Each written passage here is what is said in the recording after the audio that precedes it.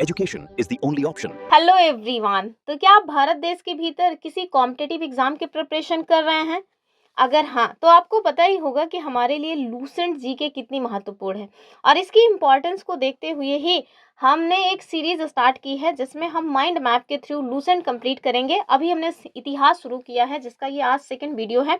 आज हम लोग जो भारत देश के लिए विदेशी यात्रियों के द्वारा विवरण दिए गए हैं उसको कंप्लीट करने वाले हैं। चलिए बिना टाइम गंवाए वीडियो को स्टार्ट करते हैं।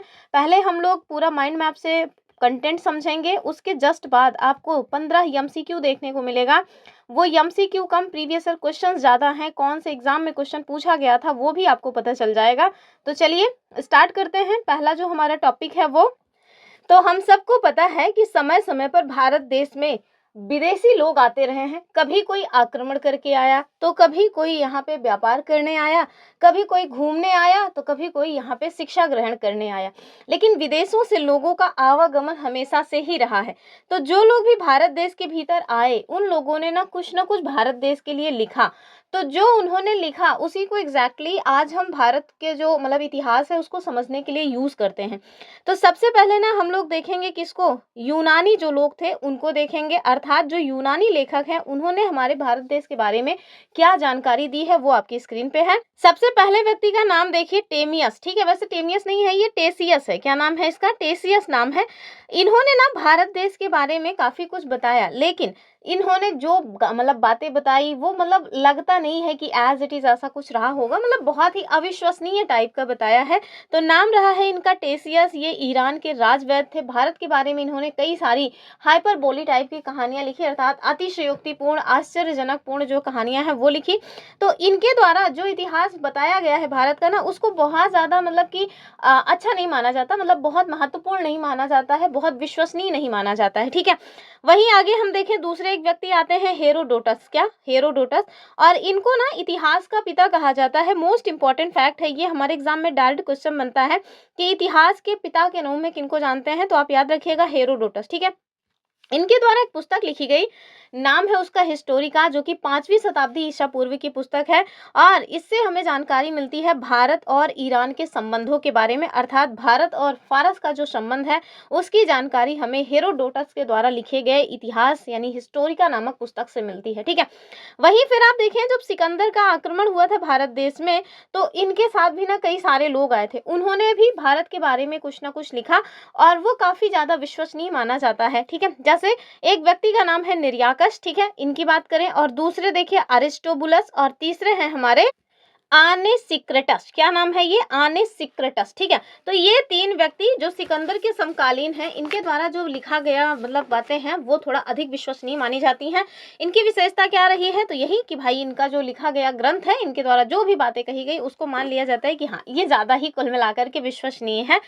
वहीं अगर हम लोग देखें तो हमारे यहाँ जब मौर्यन टाइम पीरियड चल रहा था तो उनके समय काल में भी कई सारे लोग आए, उन लोगों ने भी भारत के इतिहास के बारे में लिखा। जैसे आप देखिए मेगस्थनीज। ठीक है, ये कौन थे? कई बार हमारे एग्जाम में बन चुका है मेगस्थनीज की पुस्तक, और ये किसके दरबार में आए थे और एग्जैक्टली कहाँ से आए थे, तो ये बहुत इंपॉर्टेंट है। ध्यान से देखिए, ये सेलुकस निकेटर के राजदूत थे, चंद्रगुप्त मौर्य के दरबार में आए थे। इनके द्वारा एक पुस्तक लिखी गई है इंडिका, जो कि मौर्य समाज और संस्कृति की बेहतरीन जानकारी हमें प्रदान करती है। वहीं इसके साथ साथ आप देखिए किसके काल में आए थे, तो चंद्रगुप्त मौर्य।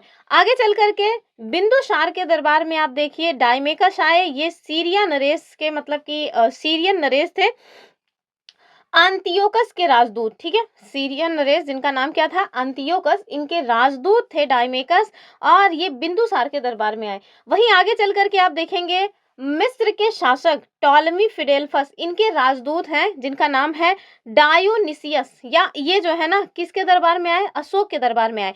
तो ये क्वेश्चन आपसे डायरेक्ट पूछा जा सकता है मिलान करने के लिए कि कौन जो है लेखक किसके टाइम पीरियड में भारत देश की यात्रा पे रहा है। तो मेगस्थनीज का याद रखिए आप, चंद्रगुप्त मौर्य। डायमेकस का याद रखिए, बिंदुसार। और जो डायोनिसियस हैं इनको याद रखिए, अशोक। ये तो याद रखना ही है। एग्जैक्टली कहाँ से आए थे ये भी पता होना चाहिए कि जो मेगस्थनीज है ये सेलुकस निकेटर के राजदूत थे। वहीं जो डायमेकस हैं ये सीरिया नरेश अंतियोकस के राजदूत हैं, और जो डायोनिसियस हैं ये टॉलमी फिडेल्फस के राजदूत हैं जो मिस्र के शासक थे। यहाँ से ना कम से कम 5 से 7 क्वेश्चन बन जाते हैं एग्जाम में, और 1 लाइनर टाइप का बनता है तो फिर दिमाग एकदम खाली हो जाता है उस समय। आगे देखिए, कुछ पुस्तकें हैं जो इतिहास के अलावा भूगोल से रिलेटेड हैं, इनसे भी हमें हमारे भारत को जानने में जानकारी मिलती है। जैसे टॉलेमी की बात करें, ये पुस्तक कई बार पूछी गई है। तो टॉलेमी के द्वारा दूसरी शताब्दी में एक पुस्तक लिखी गई जिसका नाम है भारत का भूगोल। क्या नाम है? भारत का भूगोल। वहीं प्लिनी के द्वारा मतलब पहली शताब्दी में नेचुरल हिस्ट्री नामक जो पुस्तक है वो लिखी गई। ये क्वेश्चन भी हमारे यूपी पीसीएस तक में पूछ चुका है, समझ लीजिए कितना महत्वपूर्ण है। यहाँ पे ना यानी कि प्लिनी के द्वारा जो नेचुरल हिस्ट्री लिखी गई, यहाँ से हमें भारतीय पशुओं, पेड़ पौधों और खनिज पदार्थ आदि की जानकारी मिल जाती है। वहीं अगर हम बात करें, कुछ ऐसे भी लेखक रहे हैं जिन्होंने मतलब समुद्र की यात्रा करते हुए चीजों को लिखा। कौन थे, कहाँ से थे, ये सब नहीं पता है, लेकिन ग्रंथ के बारे में जानकारी है। तो उसी से रिलेटेड एक ग्रंथ है, पेरिप्लस ऑफ द इरिथ्रियन सी। क्या नाम है? पेरिप्लस ऑफ द इरिथ्रियन सी। इसके लेखक का नाम नहीं पता है। ये 80 ईस्वी में हिंद महासागर की यात्रा पर थे जब ये पुस्तक लिखी गई थी। महत्व क्या है? तो यहाँ से ना हमें भारत के बंदरगाहों और व्यापारिक वस्तुओं की सटीक जानकारी मिलती है। ठीक है, तो इन सारे लोगों का नाम एकदम मतलब पता होना चाहिए, खूब हमारे एग्जाम में बनता है। इसके साथ साथ देखिए, जो हमारे प्राचीन भारत में विदेशी यात्री आए, उसमें आपको ना चाइना से जो लोग आए उनका भी विवरण बहुत महत्वपूर्ण रहता है। क्यों? क्योंकि उन्होंने भी अपने भारत को समझने के लिए उस टाइम के इतिहास को कहीं ना कहीं पिरो के दिया है। सबसे पहले हम लोग देखेंगे फाहियान को। किसको देखेंगे? फाहियान को। और ये जो फाहियान है, ये चंद्रगुप्त मौर्य चंद्रगुप्त द्वितीय के टाइम पीरियड में आए थे, जो गुप्त वंश के शासक थे। ठीक है, ध्यान से देखिए, फाहियान जो है चाइना से आया था। किसके समय काल में? तो गुप्ता नरेश चंद्रगुप्त द्वितीय के टाइम पीरियड में आया था। इसके द्वारा जो विवरण दिया गया है ना, वो मध्य प्रदेश के बारे में ज्यादा स्पेसिफिक वर्णन है कि मध्य प्रदेश का समाज कैसा था, वहां की संस्कृति कैसे थी। ठीक है, और उन्होंने बताया कि जो मध्य प्रदेश की जनता थी वो सुखी थी और समृद्ध थी। भारत में लगभग 14 सालों तक ये रहे थे। ठीक है, तो फाहियान बहुत इंपॉर्टेंट है, चंद्रगुप्त द्वितीय के टाइम पीरियड में आए थे। वहीं अगर हम दूसरे व्यक्ति की बात करें तो वो है इत्सिंग। क्या नाम है इनका? इत्सिंग। ये 7वीं शताब्दी के अंत में आते हैं। ठीक है, इनका मुख्य विवरण क्या है? तो ये नालंदा यूनिवर्सिटी और विक्रमशिला जो यूनिवर्सिटी है उसके बारे में बताया हुआ है कि ये अपने टाइम पीरियड में कैसे जो है ग्रो कर रही थी। कई वर्षों तक ये नालंदा में रहे और इन्होंने बौद्ध जो ग्रंथ हैं उनका अध्ययन किया। वहीं इसके साथ साथ ना एक और नाम आपको याद रखना है, शुंग युन। क्या? शुंग युन। ये थोड़ा सा इसको ऐसे लिखिए, मतलब लिख लीजिए शुंग युन ऐसे। ठीक है, तो ये जो सुंगयुन है, इसके बारे में आपको पता होना चाहिए कि 518 ईस्वी में भारत देश के भीतर आते हैं। इन्होंने क्या काम किया? तो बौद्ध धर्म की जो लिपि है ना उसको एकत्र किया था। लगभग 3 साल तक ये भारत देश के भीतर रहे हैं, मतलब 3 साल की इनकी यात्रा का जो समय है वो रहा है। उसके बाद आप देखिए जो आए उनका नाम है वेनशांग। क्या नाम है? वेनशांग। किसके टाइम पीरियड में आए? तो हर्षवर्धन के समय में आए थे। इन्होंने, इनका जो यात्रा विवरण है अगर आप उसमें देखें तो 629 ईस्वी में ये चाइना से प्रस्थान किए, भारतीय राज्य कपिशा पहुंचे थे। ये बहुत ही महत्वपूर्ण है। ऐसे ही आजकल घुस घुस करके जो क्वेश्चन है वो हमारे एग्जाम में बन रहे हैं। ठीक है, तो ध्यान से देखिए कहाँ पे पहुंचे थे? भारतीय राज्य कपिशा में पहुंचे। 15 सालों तक ये भारत में रहे और 645 ईस्वी में चीन को वापस लौटते हैं। इन्होंने क्या कुछ काम किया? तो भाई शिक्षा ग्रहण करने के लिए ये नालंदा यूनिवर्सिटी में गए। वहां जो है, जो बिहार में नालंदा यूनिवर्सिटी थी, जिस समय ये वहां गए थे पढ़ाई करने के लिए, उस समय उस यूनिवर्सिटी के कुलपति आचार्य शीलभद्र थे। ये क्वेश्चन यूपी पीसीएस, आरओ और वनडे एग्जाम्स में कई बार पूछा जा चुका है। ठीक है, कौन आचार्य थे? आचार्य शीलभद्र। ठीक है, वहीं इनके द्वारा एक पुस्तक लिखी गई जिसका नाम है शियू की, और इसमें 138 देशों का विवरण है और भारत देश का भी विवरण इसी में आपको देखने को मिल जाता है। भारत देश के बारे में बताया है इन्होंने कि बौद्ध धर्म, सूर्य भगवान की पूजा, शिव भगवान की पूजा, इन सारे लोगों की पूजा उस समय हमारे देश के भीतर हुआ करती थी। तो ये बहुत ही इंपॉर्टेंट है। ठीक है, इसके साथ साथ आप देखिए कुछ अन्य भी मतलब कि लेखक हैं। ठीक है, ये सब भी विदेशी ही हैं, जैसे अलबरूनी। ये क्वेश्चन यूपी आरओ में अभी हाल ही में जो 2024 में आरओ का एग्जाम हुआ था और कैंसिल हो गया था, उसमें क्वेश्चन पूछा गया था। तो जो अरबी लेखक हैं जिनका नाम क्या है? अलबरूनी। इन्होंने क्या लिखा था? तो इनके द्वारा एक पुस्तक लिखी गई, किताबुल हिंद। क्या लिखी गई? किताबुल हिंद। इसी को तहकीक हिंदी कहा जाता है, अर्थात भारत की खोज। ठीक है, तो ये आए कब थे? तो महमूद गजनवी के साथ भारत आए। ठीक है, मूल स्थान ख्वारिज्म या खीव, आधुनिक तुर्कमेनिस्तान। इसी यूपी पीसीएस आरओ 2024 जो एग्जाम हुआ था 11 फरवरी को, जो कैंसिल हो गया था, उसमें क्वेश्चन पूछा गया था कि वर्तमान में कौन से स्थान अफगानिस्तान में है। ठीक है, नहीं पूछा गया था कौन से वर्तमान में अफगानिस्तान में नहीं है। तो उसमें एक ना ख्वारिज्म और खीव दिया हुआ था। तो आप सोचिए ये क्वेश्चन लूसेंट से पूछा गया था और हम लोग एनसीईआरटी एससीईआरटी पलट रहे थे। तो ध्यान से देखिए, अभी जो ख्वारिज्म या खीव है ये आपको अफगानिस्तान में ना मिल करके कहाँ मिलेगा, तुर्कमेनिस्तान में। कहाँ मिलेगा, तुर्कमेनिस्तान में है। ठीक है, तो अगले भी एग्जाम में इस तरह का क्वेश्चन बन सकता है, आप उसके लिए प्रिपेयर रहिए। ठीक है, बाकी इन्होंने किताबुल हिंद या तहकीक हिंद पुस्तक लिखी, ये तो मैंने आपको बता ही दिया। क्या विशेषता रही है इस पुस्तक की, तो ध्यान से देख लीजिए, ये 80 अध्यायों में मतलब 80 चैप्टर्स में डिवाइड है। इसमें धर्म, दर्शन, खगोल विज्ञान, सामाजिक जीवन और कानून आदि का विस्तृत विवरण आपको देखने को मिल जाएगा। और राजपूत कालीन समाज और राजनीति पर भी ये पुस्तक विशेष रूप से टॉर्च जलाती है, अर्थात प्रकाश डालती है।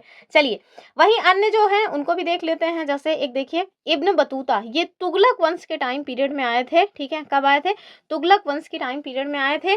इनके द्वारा एक यात्रा वृत्तांत लिखा गया है जिसका नाम है किताबुल रहला, अरबी भाषा में ये लिखा गया। ठीक है, और ये क्वेश्चन आपको पता होना चाहिए कि सीटेट, यूपीटेट, वनडे एग्जाम्स और जो हमारा यूपीपीसीएस आरओ है सब में पूछा गया है कि किताबुल रहला किसकी पुस्तक है। आप समझिए कि लूसेंट की जो इंपॉर्टेंस है उसको आप बिल्कुल भी दरकिनार नहीं कर सकते। तो ध्यान से देख लीजिए, अरबी लैंग्वेज में लिखी गई पुस्तक है किताबुल रहला। किसने लिखी है, इब्न बतूता। तो इनका जो थीम है वो क्या है, तो भाई 14वीं शताब्दी के भारतीय उपमहाद्वीप का सामाजिक और सांस्कृतिक जीवन का वर्णन इस पुस्तक में किया गया है। महत्वपूर्ण क्या है, तो याद रखिएगा कि 1333 ईस्वी में दिल्ली पहुंचे थे और जो मोहम्मद बिन तुगलक हैं उन्होंने इसको दिल्ली का काजी अर्थात न्यायाधीश नियुक्त किया गया था। ये क्वेश्चन बीपीएससी टीआरई में पूछा गया था। कहाँ पूछा गया था, बीपीएससी टीआरई में। चलिए आगे देखेंगे, कुछ अन्य लेखक भी हैं। जैसे एक व्यक्ति का नाम आपको याद रखना है, तारानाथ। क्या नाम याद रखना है, तारानाथ। ये तिब्बत के व्यक्ति हैं, अर्थात इनको तिब्बती लेखक के रूप में जाना जाता है। इनके ग्रंथ है कंग्यूर और तंग्यूर। ठीक है, एकदम साफ साफ मतलब सेम है, तो याद रहेगा। क्या योगदान है इनका, तो इन्होंने ना भारतीय इतिहास के बारे में काफ़ी कुछ जानकारीपूर्ण जो बातें हैं वो इसमें लिखी हुई हैं। वहीं एक और व्यक्ति आते हैं, मार्को पोलो, जो कि इटली से आए हुए थे। पांड्य देश की इन्होंने यात्रा की थी और ध्यान रखिएगा 13वीं शताब्दी के अंत में भारत आए थे। क्या है उपयोगिता, तो भाई इन्होंने ना पांड्य इतिहास के बारे में थोड़ी जानकारी हमको दी हुई है। तो इन सब का नाम आपको पता होना चाहिए, Ibn Battuta, Taranath, Marco Polo, Al-Biruni और भी जो अन्य लोग हैं वो। ठीक है, बहुत पूछे जाते हैं ये सारे लोग। तो इतना ही था। अब हम लोग फटाफट 15 ही एमसीक्यू देख लेते हैं। देखिए, प्रसिद्ध यूनानी लेखक मेगास्थनीज के द्वारा रचित पुस्तक कौन सी है, एसएससी सीजीएल 2022 का ये प्रश्न है। कितनी बार बता चुके हैं, मेगास्थनीज ने जो लिखा उसका नाम है इंडिका। क्या नाम है, इंडिका। अगर कोई आपसे पूछे कि अर्थशास्त्र किसकी रचना है तो आप सीधे बता दीजिएगा चाणक्य, या इन्हीं को विष्णुगुप्त, या इन्हीं को कौटिल्य के नाम से जाना जाता है। आगे देखिए, आगे आपसे कह रहे हैं कि किस चीनी यात्री को यात्रियों का राजकुमार यानी प्रिंस ऑफ पिलग्रिम्स कहा जाता है, ये आपको बताना है। क्या ये, और ये देख लीजिए एसएससी सीएचएसएल का 2021 में पूछा गया क्वेश्चन है, फाहियान इत्सिंग वेनसांग या फिर सुंगयुन, बताइए। तो जो वेनसांग है ना, कौन, जो वेनसांग है, इन्हीं को चीनी यात्रियों में यात्रियों का राजकुमार कहा जाता है। ऑप्शन सी एकदम सही हो जाएगा। फौरन कमेंट करके बताइए कि जो वेनसांग है वो किसके टाइम पीरियड में भारत देश की यात्रा पर थे। अगला क्वेश्चन, और इसको क्वेश्चन को देखने से पहले अगर अभी तक आप चैनल पे बने हुए हैं, वीडियो देख रहे हैं, तो लाइक कर दीजिए और अपने मित्रों को शेयर करना मत भूलिए। ऐसे कोई भी व्यक्ति जो लोग लूसेंट को पढ़ना चाह रहे हैं इजी सिंपल लैंग्वेज में, नोट्स के फॉर्मेट में, उनके लिए ये क्लासेस बहुत महत्वपूर्ण होने वाली हैं। ठीक है, और अगर आप लोग इस पर ढंग से इंटरेक्ट करेंगे तो ये क्लासेस ना हम डेली दोपहर 12 बजे अपलोड करेंगे। तो आप लोगों के ऊपर डिपेंड करता है कि आप लोग इतना इसको कितना मतलब कि देख रहे हैं, कितना आप इसमें टाइम दे रहे हैं। कह रहे हैं कि इब्न बतूता जिसने किताबुल रहला लिखी थी मूलतः किस देश का निवासी था। इब्न बतूता की बात हो रही है, क्या ये मिस्र का था, तुर्की का था, मोरक्को का, या फिर ईरान का, फौरन बताइए। और ये क्वेश्चन बीपीएससी टीआरई में भी पूछा गया था। बीपीएससी टीआरई का जो एग्जाम दिए हों या जिन्होंने एग्जाम पेपर देखा हो उनको याद होगा कि किताबुल रहला के लेखक जो हैं इब्न बतूता, ये किस देश से आए थे, ये हमारे एग्जाम में पूछा गया था। और इसके साथ साथ एसएसटी एमसीएस 2023 में भी पूछा गया था। तो मोरक्को का यात्री था। ठीक है, कहाँ का, मोरक्को का। और मोरक्को कहाँ है, तो अफ्रीका के वेस्ट में एक कंट्री है मोरक्को। आगे देखिए, कह रहे हैं कि अलबरूनी किसके साथ भारत आया, और एसएससी सीपीओ 2020 का क्वेश्चन है। क्या ये मोहम्मद गौरी, महमूद गजनवी, तैमूर लंग या फिर चंगेज खान। अभी हमने देखा था कि महमूद गजनवी के साथ आया था 11वीं शताब्दी में। ठीक है, फिर देखिए वेनसांग ने किस भारतीय राजा के समय कुंभ मेले की शुरुआत की थी। वेनसांग, समझ आ रहा है, वेनसांग किसके टाइम पीरियड में आया था, हर्षवर्धन। तो हर्षवर्धन से ही रिलेटेड होगा ना, तो ऑप्शन सी मतलब सी वाला जो है वो सही हो जाएगा। आगे देखिए, और इसको ना कहा क्या जाता था, महामोक्ष परिषद, मतलब ये जो प्रयाग में इनके द्वारा हर 5वें साल किया जाता था आयोजन हर्षवर्धन के द्वारा, उसको महामोक्ष परिषद कहा जाता था। ठीक है, फिर देखिए पेरिप्लस ऑफ द इरिथ्रियन सी के लेखक कौन है, और ये क्वेश्चन यूपीपीसीएस आरओ का है और यूपीपीसीएस में भी पूछा गया है। इसके साथ साथ देखिए एसएससी सीजीएल 2019 में भी ये क्वेश्चन पूछा गया था कि पेरिप्लस ऑफ द इरिथ्रियन सी के लेखक कौन है। तो बताइए क्या ये अज्ञात लेखक है या फिर कोई और। तो भाई ये अज्ञात लेखक हैं। ठीक है, 80वीं सदी में इनके द्वारा ये पुस्तक लिखी गई थी। फिर कह रहे हैं फाहियान ने कितने वर्ष भारत में बिताए थे। हमने देखा था कि लगभग 14 वर्षों तक ये भारत देश में रहे थे। ठीक है, कितना, 14 वर्ष। आगे देखिए कह रहे हैं कि मार्को पोलो ने 13वीं शताब्दी के अंत में किस भारतीय राज्य की यात्रा की थी। हमने बताया कि पांड्य राज्य की यात्रा पर थे मार्को पोलो, जो कि इटली से आए हुए थे, और पांड्य राज्य के बारे में जानकारी इनकी पुस्तक से हमको मिलती है, यानी ऑप्शन बी जो है वो सही हो जाएगा। फिर देखिए कह रहे हैं कि तारानाथ जिन्होंने कंग्यूर और तंग्यूर की रचना की कहाँ के निवासी थे। तो हमने कहा ना कि भाई तिब्बती लेखक थे। कौन से लेखक थे? तिब्बती लेखक थे, नाम था इनका तारानाथ। इन्होंने पुस्तक लिखी है कंग्यूर और तंग्यूर। फिर नेचुरल हिस्ट्री पुस्तक किस भाषा में लिखी गई? क्या ये ग्रीक, लैटिन, अरबी या फिर फारसी? बताइए। और एसएससी स्टोनो 2022 का ये प्रश्न भी है। तो अभी हम लोगों ने देखा था कि ये रोमन लेखक थे। कौन से लेखक थे? रोमन लेखक थे। नाम क्या था इनका? प्लिनी। क्या नाम था? प्लिनी। प्लिनी के द्वारा ही ये लिखी गई है। कौन सी लैंग्वेज में लिखी गई है ये आपसे पूछा जा रहा है। तो भाई जब रोमन से हैं तो लैटिन में ही लिखेंगे ना, और क्या इसको हिंदी में थोड़े ना लिखेंगे। तो ये लैटिन लैंग्वेज हो जाएगी, ऑप्शन बी। ठीक है, और आगे देखिए हमारा जो नेक्स्ट क्वेश्चन है, कह रहे हैं इतिहास का पिता यानी फादर ऑफ हिस्ट्री किनको कहा जाता है। एसएससी सीजीएल 2022 का क्वेश्चन है।